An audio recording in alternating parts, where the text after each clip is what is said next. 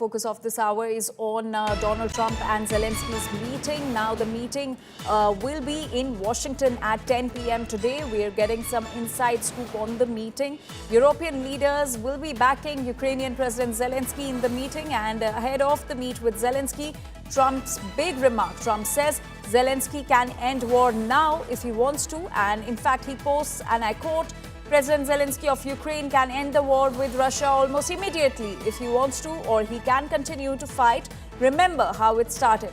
No getting back Obama given Crimea 12 years ago without a shot being fired, and no going into NATO by Ukraine. Some things never change. That's the remark that is being made by US President Donald Trump just ahead of the crucial meeting with Ukrainian President Zelenskyy. The meeting is slated to take place at 10 p.m. today in Washington, D.C. And European leaders will also be attending this meeting and will be backing Zelenskyy. But ahead of the meeting with the Ukrainian President, Donald Trump has made a big remark saying that if Zelenskyy wants, he can end the war almost immediately, or if he wants to, he can continue to fight.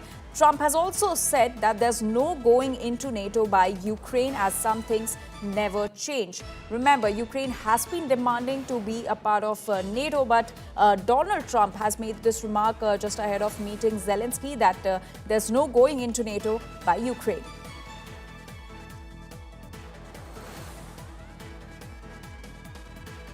So Trump and Zelenskyy are all set to meet in Washington, D.C. at 10 p.m. today. Remember, this meeting comes just days after Donald Trump's meeting with Russian President Vladimir Putin. And today he will be meeting Zelenskyy on the Russia-Ukraine war. And India Today Global's Pranay Upadhyay is now joining us with more details on this. Pranay, could this meeting between Donald Trump and Zelenskyy turn to be the turning point for this Russia-Ukraine war? Indeed, Anjali, a lot of expectations are there because this is going to be a very big meeting, because not only the Ukrainian President Vladimir Zelenskyy would be there in White House, but along with him, a lot of European leaders would be accompanying him, including the Ursula von der Leyen, the European Commission chief. Besides that, the UK Prime Minister Keir Starmer, Giorgia Meloni, Prime Minister of Italy, and many other European leaders would be accompanying, because this issue is not only pertaining to the safety and the ceasefire of Russia-Ukraine conflict and pertaining to the to Ukraine alone, but it is also related to the larger issue of Europe's security, and that's why all these European leaders have urged to be a part of this thing, this process.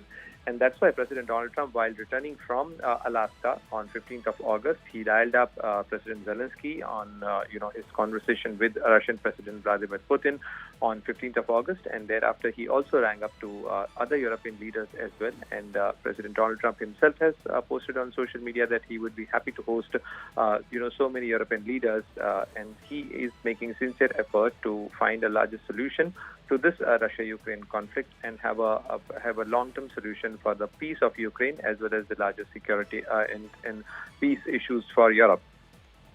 Right, Pranay, also another important statement that has been made by Donald Trump just ahead of the meeting is that he has said no to Ukraine for being a part of NATO.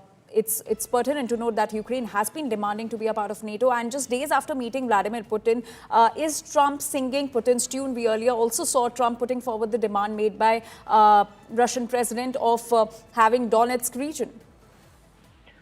You're right, Anjali, but if you see, not even his predecessor, like even President Joe Biden did not confirm the application, or did not confirm that Ukraine should be or could become part of NATO. However, President Donald Trump indicated in his conversation with President Zelenskyy prior to Alaska summit and even after the Alaska summit that some arrangement of NATO-like security for security guarantee can be worked out with Ukraine, but that need to be worked out, that need to be agreed upon by all the parties, because that involve a lot of commitments. Whether US will give that commitment, or Ukraine, or the European nations will give that commitment of security guarantee for Ukraine, that is to be seen. But as far as the entire process is concerned, this process is still underway. And we have to see that what exactly is the formula they want to work out, because this is for the first time. And after February, like what happened in February when President Zelenskyy went to White House, and the world witnessed the kind of ambush he had in White House with President Trump, as well as Vice President J.D. Vance, he left his official visit midway and returned back to Ukraine. So after that, much has happened, and President Trump has also reconciled, and President Trump has also reached out to him, and now he is making effort. He is leading the effort to find a solution to the Russia-Ukraine conflict, which has lasted for over 3 years now. And President Putin has also acknowledged the fact that President Trump is making sincere effort.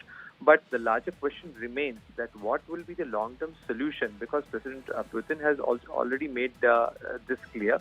Currently, Russian forces are holding at around 19% territory of Ukraine. Will Russia vacate that territory, or will there be a territory swap? How much Ukraine has to concede? These are the larger questions which has to be addressed if a ceasefire has to be worked out. Absolutely. Pranay, thank you so much for getting us those details.